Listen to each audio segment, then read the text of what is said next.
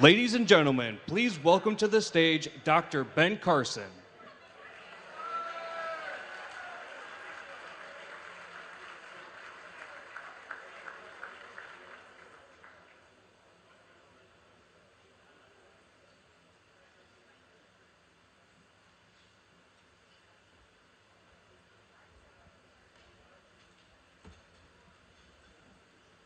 They didn't tell me I have to go through a maze to get here.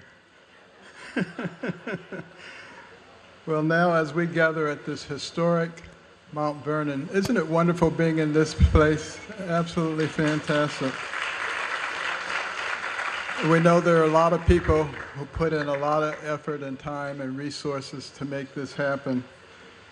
And we want to thank all of you for being part of this. Also want to recognize our board of directors who've been magnificent, and to recognize Senator Jim DeMint, whose wisdom, dedication, and service continue to strengthen the conservative movement.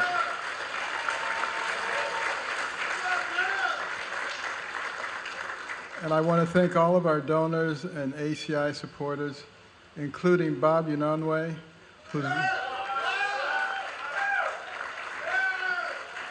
whose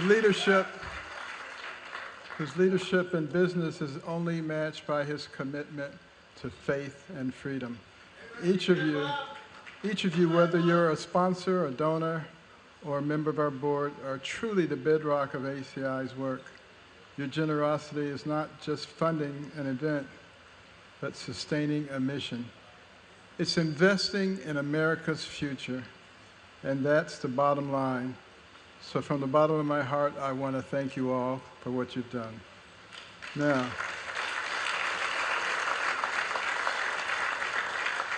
we're living through a very consequential moment in our nation's history.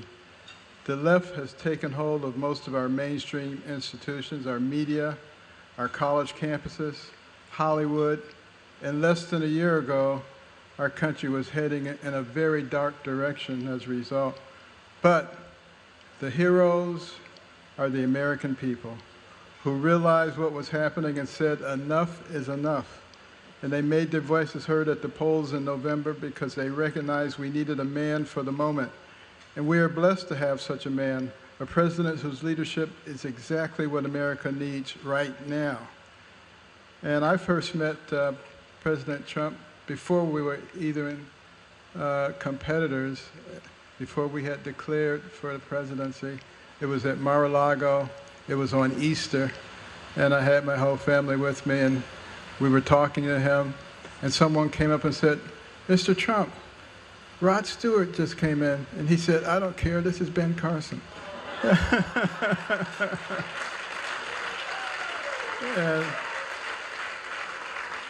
and he made sure that my mother was comfortable.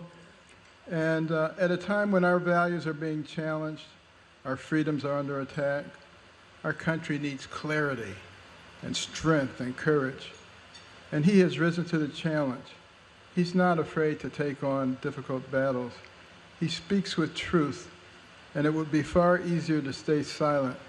And I can tell you, not from just what you see on the news, but from a personal friendship, that his love for this country and determination to protect it are genuine and unwavering. His leadership matters more now than ever, and I'm very grateful for it. During his first term, President Trump oversaw one of the strongest economies in our history, cutting taxes, creating millions of jobs, driving unemployment to record lows, rebuilt the military, secured our borders, stood firm against China, and negotiated historic peace accords in the Middle East. He appointed judges who defend the Constitution and protect our God-given rights.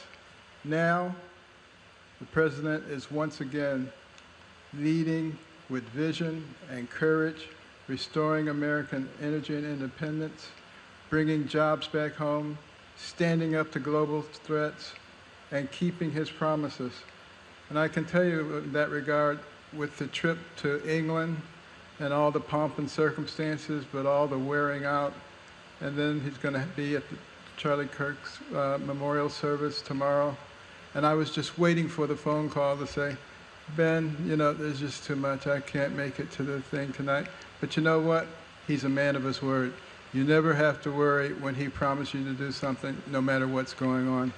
And it is my distinct honor and pleasure to introduce the 45th and the 47th President of the United States, Donald J. Trump.